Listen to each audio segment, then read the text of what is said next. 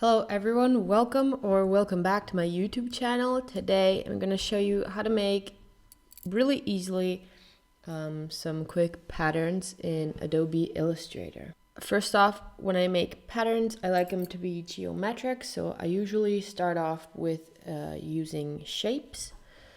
For this pattern specifically, we're going to use the ellipse tool that you can find right here. And we're going to make 9 little circles.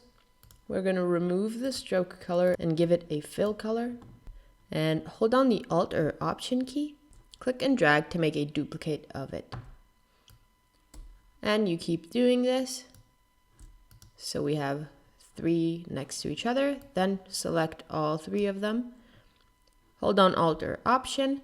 Click and drag downwards to duplicate them. And again, till we have this. So we have our 9 circles. We're going to select all of them and grab the shape builder tool. You can find it right here, or press Shift plus M on your keyboard. And we're going to click and drag to unite these 2 and these 2. If you hold Alt or Option instead and you click and drag, you're going to remove shapes. So we're going to remove everything but these 2 little bean guys. I'm then going to move them a little further away from each other. Select both. I'm going to make them really small. Then I'll select both. I'll press Command plus G on my keyboard, or you can go to Object Group over here. I'm going to place them on the side. And then after that, I'm going to go to Object, Repeat, Grid. This will create a repetition of your item that you have selected. And by clicking and dragging down or from the side, you can resize your pattern to whatever size you want. If you click on and drag on these little arrows, you can make the pattern closer or further away from each other.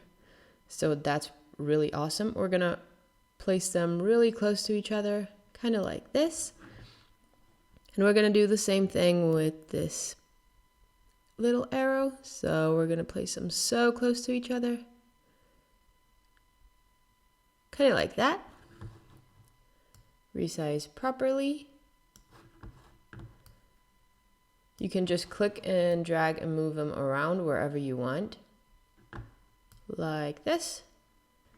The cool thing about this is that this is fully editable still, so if you decide you want to change something about it, you can. You can also change colors so easily.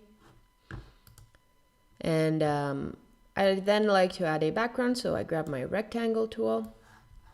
I'll make a rectangle as big as my background and then double click here to change its color. I'm going to make it a little darker. Right click, arrange, send to back. If you want, you can click on your pattern and you can lower the opacity a little bit. So you get this really nice effect. And that's basically it. You can do this with any shape. This repeat grid tool is amazing. I use it all the time. And yeah, that's basically it. I'll see you guys tomorrow. Thank you so much for watching. Make sure to like and subscribe.